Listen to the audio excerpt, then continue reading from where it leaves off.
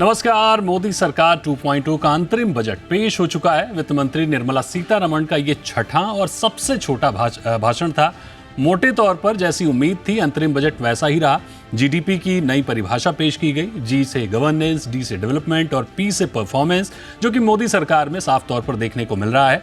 अर्थशास्त्री खुश हैं कि निवेश और विकास पर खर्च बढ़ा है, तो वहीं राजकोषीय घाटा यानी फिस्कल डेफिसिट कम करने पर सरकार का फोकस है।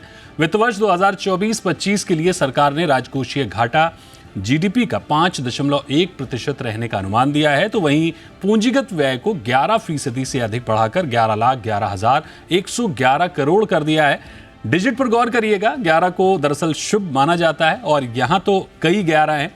इस बजट में अब रियल्टी सेक्टर की जो उम्मीदें हैं उनको अगर आप खोजने की कोशिश करेंगे तो सीधी तौर पर कम दिखता है, लेकिन अप्रत्यक्ष रूप से काफ़ी कुछ नज़र आता है। तो इंडस्ट्री एक्सपर्ट से ही जान लेते हैं कि अंतरिम बजट से इनकी क्या प्रतिक्रियाएं हैं इस बजट के बाद, और ये बजट इनको कितना उम्मीदों पर खरा उतर रहा है। इन सारी चीज़ों को समझते हैं। हमारे साथ कई मेहमान जुड़े हैं। हमारे साथ हैं मनन शाह जो कि एमडी हैं MICL के, हमारे साथ प्रदीप अग्रवाल जी हैं, चेयरमैन हैं सिग्नेचर ग्लोबल के, हमारे साथ अश्विंदर जी हैं जो कि CEO हैं भारतीय अर्बन के, और हमारे साथ गुलाम जिया जुड़ेंगे, senior ED Knight Frank India.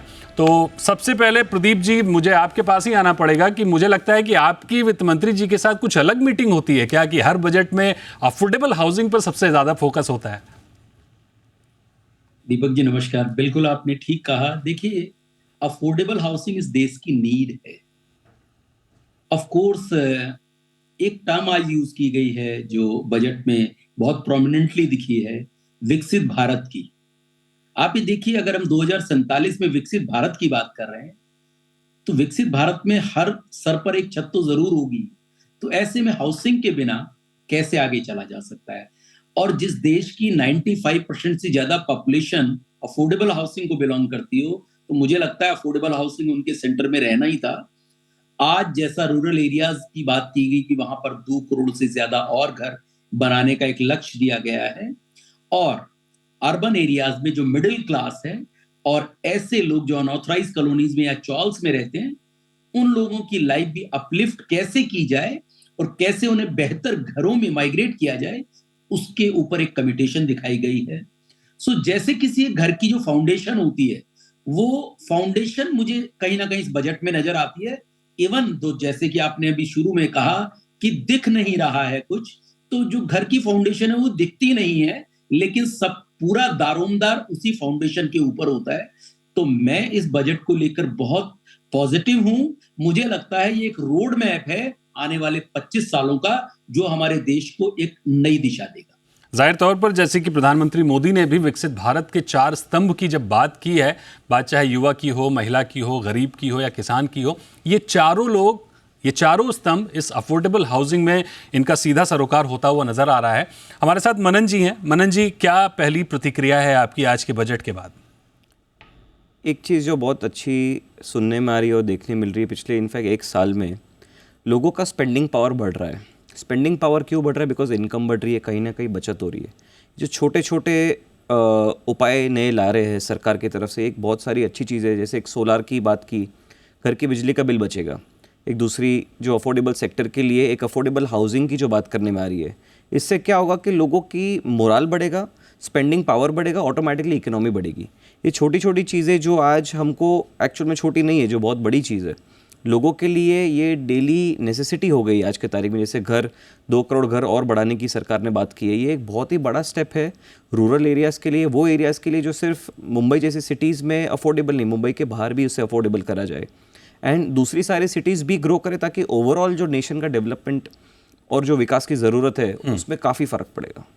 ठीक बात है। गुलाम सर, आपसे समझना चाहेंगे, आपसे थोड़ा सा और उसका वृहद रूप समझने की कोशिश करेंगे। 11,11,111 करोड़ का जो कैपेक्स सरकार ने दिया है इस बार, इस बजट में जो अनुमान दिया है, जाहिर तौर पर उसका सीधी तौर पर रियल एस्टेट में शायद फ़ायदा नहीं दिख रहा है, लेकिन अप्रत्यक्ष रूप से काफ़ी बड़ा फ़ायदा होने वाला है। बिल्कुल सही कहा आपने। ये एक बहुत ही महत्वपूर्ण इंक्रीज़ है, बहुत ही इम्पॉर्टेंट एस्पेक्ट है। आपके जो बजटरी एलोकेशन जो आप इंफ्रास्ट्रक्चर पर खर्च कर रहे हैं, उन्हीं को आगे चल के चंद सालों में रियल एस्टेट पे एक बहुत बड़ा महत्वपूर्ण रोल अदा करने का भी आगे रास्ता दिखाई दे रहा है। चाहे वो रोड्स हों, रेलवे हो, या इवन इसके अलावा फिर टूरिज़्म और हॉस्पिटैलिटी की भी बात की गई है। तो ये जो ओवरऑल इंफ्रास्ट्रक्चर के बारे में मैं कहना चाहूँगा कि ये बहुत ही इम्पॉर्टेंट एस्पेक्ट है। और जो ख़ास तौर से वो 3 नए रूट्स की बात हुई है, 3 नए रेल रूट्स की बात हुई है, जो तकरीबन कई सारे अर्बन और रूरल एरियाज़ को कनेक्ट करेगी और एक नया रोल अदा करेगी इकोनॉमिक डेवलपमेंट में। आपके चाहे वो वेयर हाउसिंग हो, लॉजिस्टिक्स हो, जॉब क्रिएशन हो, इस तरह की कई सारी चीज़ें वो डायरेक्टली इंफ्रास्ट्रक्चर इम्प्रूवमेंट से और जो 3 नए कॉरिडोर से संबंधित हैं उससे कई लोगों को रोज़गार फराहम होगा। और उसके आगे जब एक बार रोज़गार फराहम होगा तब उसके आगे मकान की बात भी होगी। और ये जो अगले 3-4 साल में, अगर एक बहुत छोटी सी चीज़ है लेकिन बहुत इंपॉर्टेंट मैं समझता हूँ इसका यहाँ पे जिक्र करना, कि जो 3 करोड़ मकान सरकार अब तक मुकम्मल कर चुकी है, उसके पीछे भी इंफ्रास्ट्रक्चर का एक बहुत बड़ा हाथ रहा है। चाहे वो डायरेक्ट इंफ्रास्ट्रक्चर स्पेंड हो जो लोगों के जेबों में पैसा दे रहा है मकान ख़रीदने के लिए, या उसके बाद उस सेक्टर से ताल्लुक़ रखते हुए जो लोग वेल्थ जनरेट कर रहे हैं वो सब आज मकान चाह रहे हैं। और उसका आज डायरेक्ट हमें रियल एस्टेट की हेल्थ पर दिख रहा है। सारे डेवलपर आज खुश हैं क्योंकि उनके मकान बिक रहे हैं। उनके मकान इसलिए बिक रहे हैं कि पिछले चंद सालों में सरकार ने जो स्टेप्स उठाए वो आज रियल एस्टेट पर इम्पैक्ट करते दिखाई दे रहे हैं। ठीक बात है, आपने बिल्कुल सही बात कही कि आमतौर पर अगर हम समझें तो रियल एस्टेट को फ़ायदा तब होगा जब पैसा होगा। और पैसा कैसे आएगा? जैसा कि हमने देखा कि धार्मिक पर्यटन पर काफ़ी फोकस है सरकार का। जाहिर तौर पर लोग ज़्यादा जाएंगे, डेवलपमेंट होगा, लोगों को रोज़गार मिलेगा, इनकम होगी, तभी तो घर खरीदेंगे। और ये सीधी तौर पर फ़ायदा नहीं दिख रहा, लेकिन हाँ अप्रत्यक्ष रूप से काफ़ी फ़ायदा है। अश्विंदर जी आपके पास आएंगे सर, आपकी पहली प्रतिक्रिया आज के बजट को देखते हुए। नहीं, बजट काफी प्रॉमिसिंग है और जिस तरह से लॉन्ग टर्म फाइनेंसिंग के ऊपर ध्यान दिया गया है वो एक बहुत बड़ा स्टेप है। आज हम अभी जो बात कर रहे हैं कि रियल एस्टेट के अंदर डिमांड है, इसके पीछे भी सरकार का बहुत बड़ा हाथ है, क्योंकि अगर ट्रस्ट नहीं होता, आप एक ट्रस्ट शोरिंग की बात कर रहे थे, अगर ट्रस्ट नहीं पैदा होता तो ये डिमांड जो है वो इतनी जनरेट नहीं होती। बिकॉज जब रेरा लेके आई है सरकार, उसके बाद ये ट्रस्ट बनना शुरू हुआ।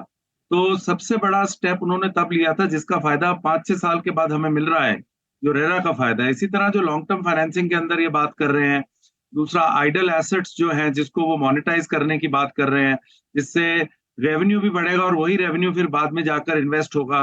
डेवलपमेंट फाइनेंस के अंदर इन्होंने 5 लाख करोड़ तक की लेंडिंग की बात की है with a capital of 20,000 crore. ये बहुत ही बड़ा एक स्टेप है। कैपिटल एक्सपेंडिचर जो हो रहा है इंफ्रास्ट्रक्चर के अंदर, उसके अंदर 35% की बढ़ोतरी है।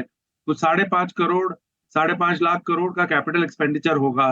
सो ये सारे लॉन्ग टर्म फाइनेंसिंग के जो स्टेप्स हैं बहुत बढ़िया हैं। और इनका एक सबसे बड़ा स्टेप दोबारा जो हुआ है, क्योंकि पिछले साल जो हमने डिमांड की बात की, रियल एस्टेट के अंदर होम्स की डिमांड बढ़ी, बट पहली बार हुआ कि अफोर्डेबल हाउसिंग की डिमांड उतनी नहीं बढ़ी जितनी लग्जरी और प्रीमियम हाउसिंग की बढ़ी।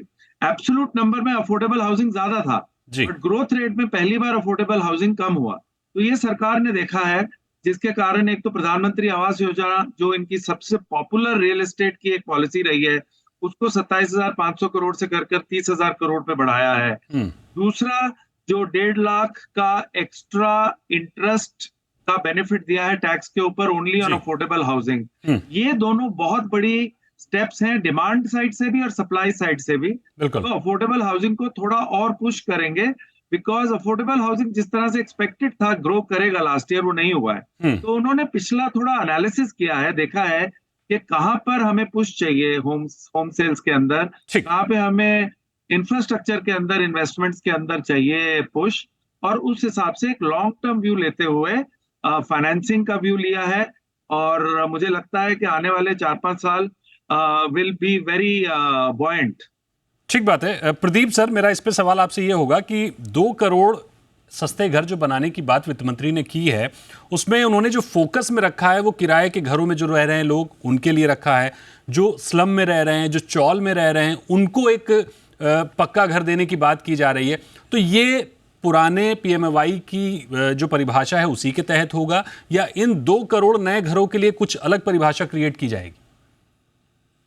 तो दीपक जी, जो 2 करोड़ घरों की बात है वो रूरल एरियाज की बात है। और जो मिडिल क्लास और जो चौल या अनऑथराइज कॉलोनीज की बात है, वो अर्बन हाउसिंग की बात है, जो मेट्रो सिटीज या सब ऑफ द मेट्रो सिटीज में है। तो मुझे लगता है कि अभी ये जो पॉलिसी है जो मिडिल क्लास वाली है, ये अभी जब नेक्स्ट बजट जुलाई के अंदर जब गवर्नमेंट फॉर्म होगी नहीं, उसके बाद जो आएगा उसमें ज्यादा विस्तार से समझ आ पाएगा। लेकिन कमिटेशन जरूर है गवर्नमेंट की, क्योंकि देखिए अफोर्डेबल हाउसिंग क्या, जैसा अभी पैनलिस्ट कह रहे थे कि थोड़े लॉन्चेस कम हुए हैं, उसका एक बहुत फंडामेंटल रीजन रहा है कि कमोडिटी प्राइसेस बढ़ गए हैं, लैंड प्राइसेस बढ़ गए हैं, लेकिन जो पॉकेट को अलाउ करता है कॉमन मैन की, वो टिकट साइज वहां पर नहीं बढ़ पाया है। क्योंकि आप ये देखिए, जब ये अफोर्डेबल हाउसिंग शुरू हुआ था, हाउसिंग फॉर ऑल, तो जो होम लोन के रेट्स थे वो 6.5% के नियर अबाउट थे, जो अभी बढ़कर 8.5% हो गए हैं। ऐसे में जो CLSS स्कीम है, मुझे लगता है उसका लाना बहुत जरूरी है। अगर वो स्कीम आएगी तो कहीं ना कहीं कॉमन मैन को बेनिफिट होगा। एक चीज मैं और ऐड करूंगा, देखिए किसी भी हाउसिंग को बनाने के लिए या किसी भी ऐसे सेक्टर को बूस्ट करने के लिए उसमें एक PLI काइंड ऑफ स्कीम जरूर डालनी पड़ेगी। आज के all across the sector real estate में डिमांड है, तो कोई भी डेवलपर नहीं चाहता कि मैं अफोर्डेबल हाउसिंग में बहुत ज्यादा काम करूं, क्योंकि उसे दूसरे जो प्रीमियम हाउसिंग है उसमें बेनिफिट मिल रहा है, मार्जिन्स कम है। वहां अगर थोड़ा सा क्रेज बनाना है तो उसके लिए थोड़ा कोई एक इंसेंटिवाइज करना पड़ेगा डेवलपर्स को, जैसे पहले भी गवर्नमेंट करती रही है। नहीं, बिल्कुल सही कहा आपने कहा, क्योंकि हमने बजट से पहले भी कई शोज किए थे जिसमें अफोर्डेबल हाउसिंग से जो डेवलपर्स का मन मुटाव एक तरह से कह सकते हैं, या जो नहीं इंटरेस्ट उनका डेवलप हो रहा था, वो बेसिक कारण यही था क्योंकि ज़मीन बहुत महंगी है। लोग चाह रहे थे कि सरकारी ज़मीन मिले जिस पे हम डेवलप कर पाएँ, इंसेंटिव्स मिले, जो दिखा नहीं इस बजट में। हालांकि 2 करोड़ नए घर बनाने की बात की है, अब फुल फ्लैश बजट में हो सकता है कुछ और ज़्यादा की ऐलान हो सके। लेकिन यहाँ वक्त है एक बहुत ही छोटे से ब्रेक का, जल्द हाजिर होंगे और इस चर्चा को आगे बढ़ाएंगे।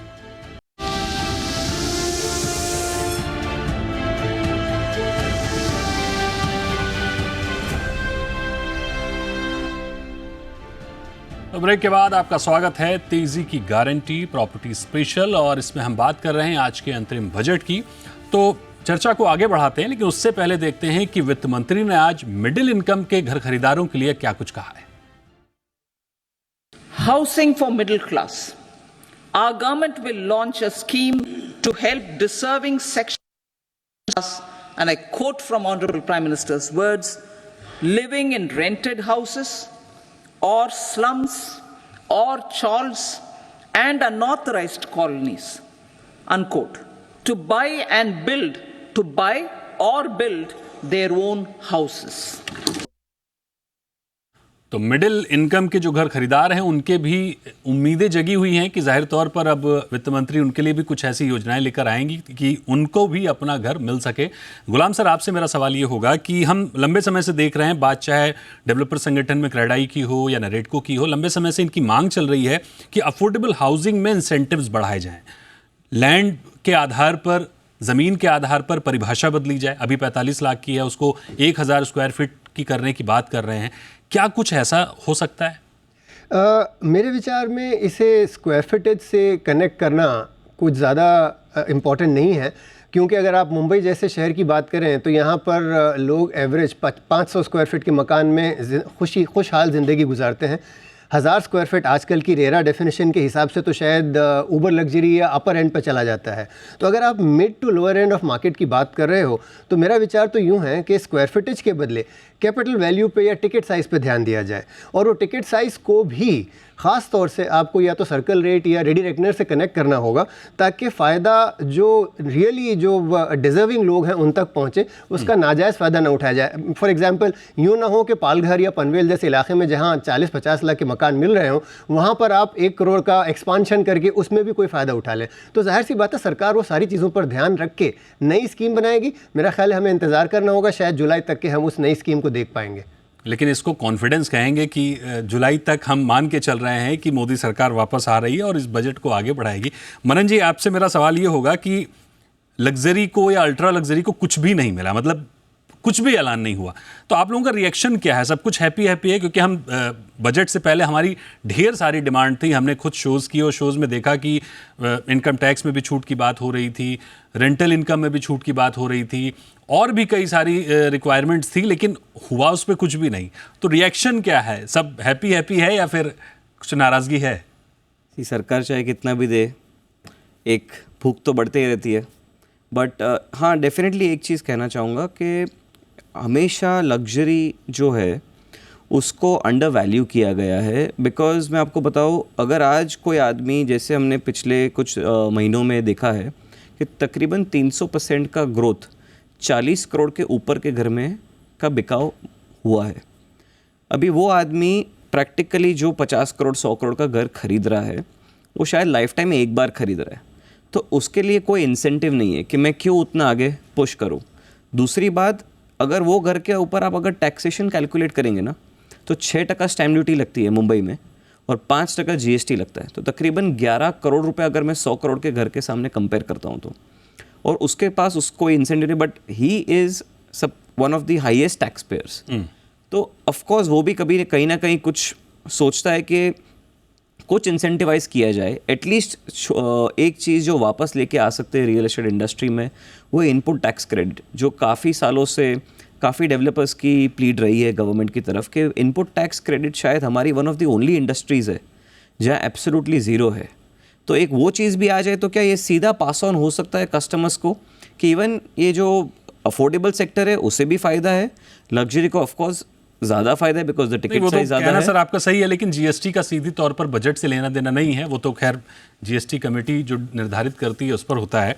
एक बार अश्विंदर जी आपके पास आएंगे, लगभग यही सवाल मेरा आपसे होगा सर कि बजट से पहले हमने बहुत सारे शोज़ में बात की, रियल एस्टेट की डिमांड लंबी चौड़ी डिमांड थी, पन्ने भरे हुए थे, लेकिन हुआ कुछ नहीं। तो रिएक्शन आपका क्या है? अभी भी सब हैप्पी हैप्पी है? देखिए, मेरे हिसाब से बैलेंस बजट है। लग्जरी के लिए कुछ करने की जरूरत नहीं थी। अगर आप ये बड़े बड़े लग्जरी हाउसिंग की बात करते हैं, ये सब वो लोग हैं जो टैक्स बचाने के लिए इतने महंगे घर खरीद रहे हैं, क्योंकि इन सबको ईसॉप से पैसा मिला हुआ है। आप जितने भी गुड़गांव के अंदर डील्स देखिए, 100 करोड़ का घर बिका, 80 करोड़ का घर बिका, ये सारे घर इसलिए बिके हैं बिकॉज ईसॉप्स के अंदर पैसा बना था और उसके अंदर बहुत बड़ा टैक्स था। और उस टैक्स को बचाने का एक ही तरीका है कि रेजिडेंशियल प्रॉपर्टी में इन्वेस्ट किया जाए। और अगर रेजिडेंशियल प्रॉपर्टी आपको 100 करोड़ की मिल रही है और आप 30 करोड़ का टैक्स बचा रहे हो, इससे ज्यादा आपको क्या चाहिए लग्जरी के अंदर। दूसरी बात यह है कि लग्जरी हाउसिंग और अफोर्डेबल हाउसिंग के अंदर एक बड़ा अभी क्लैरिटी चाहिए। मैं आपके साथ अग्री करता हूं एक्चुअली कि एक स्क्वायर फुटेज का हिसाब होना चाहिए जो मुंबई के लिए 500 हो सकता है, बैंगलोर के लिए 800 हो सकता है, हैदराबाद के लिए 1000 स्क्वायर फीट हो सकता है। एक स्क्वायर फुटेज का हिसाब भी होना चाहिए, एक टोटल वैल्यू का हिसाब भी होना चाहिए, सिंपलिस्टिक नहीं होना चाहिए। और उस हिसाब से अफोर्डेबल हाउसिंग की पॉलिसी के अंदर थोड़ी चेंजेस आने चाहिए।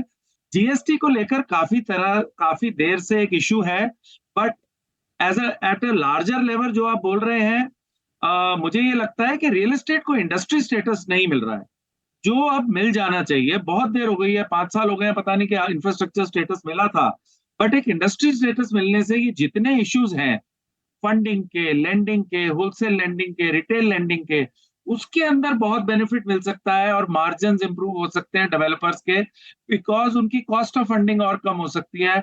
उनकी फंडिंग की जो क्वांटिटी है जो बैंकिंग और फाइनेंशियल सर्विसेज सेक्टर से मिल सकती है वो बढ़ सकती है। तो लार्जर इशू ये है सर कि रियल एस्टेट को, मेरे को बहुत उम्मीद थी कि एक इंडस्ट्री स्टेटस मिलेगा। अहम बात कही आपने सर। गुलाम सर, इस पे ही मैं आपसे भी सवाल लेना चाहूंगा, यही कि इंडस्ट्री स्टेटस का जो मांग है, जो डिमांड है, वो बहुत पुरानी है। मतलब आज के नहीं, 4-5 साल से हम सुनते आ रहे हैं। ऑलमोस्ट हम ये भी कह सकते हैं कि हर बजट में जो डिमांड होती है इंडस्ट्री की, वो लगभग सेम होती है। पहला सवाल कि क्या वजह है कि रियल एस्टेट को इंडस्ट्री का दर्जा नहीं मिल पा रहा है, वाजिब वजह क्या है? और दूसरा एक बहुत अहम पॉइंट जिस पर मैं ध्यान खींचना चाहूँगा आपका, कि वित्त मंत्री ने जो धार्मिक पर्यटन है उसको बढ़ाने की बात की है।